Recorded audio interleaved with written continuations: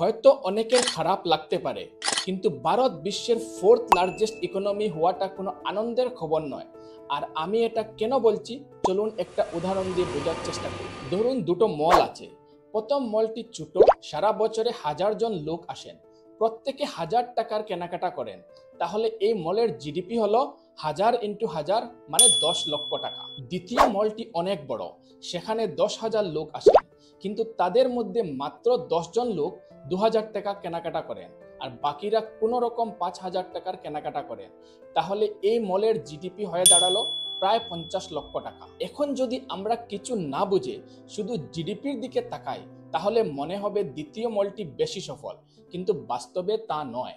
কারণ প্রথম মলের লোকদের কেনার ক্ষমতা অনেক বেশি এবং সমান, অর্থাৎ প্রথম মলের প্রত্যেক ব্যক্তির গড় আয় দ্বিতীয় মলের লোকদের থেকেও অনেক বেশি। ঠিক একইভাবে ভারতের জিডিপি জাপানের থেকে অনেক বেশি হয়েছে, কিন্তু মাথা পিছু আয়ের দিক থেকে আমরা এখনো অনেক পিছিয়ে আছি। একটা সার্ভে বলছে প্রতি 10 জন ভারতীয়দের মধ্যে 9 জনই মাসে 25,000 টাকার কম রোজগার করেন। এমনকি দেশের টপ 1% মানুষের কাছে 40% সম্পত্তি রয়েছে, আর নিচের সারির 50% মানুষের কাছে আছে মাত্র 3% সম্পত্তি। বৈষম্য এতটাই গভীর যে জিডিপি কে দেশের উন্নয়ন ভাবাটা আসলে নিজেকে বোকা বানানোর সমান।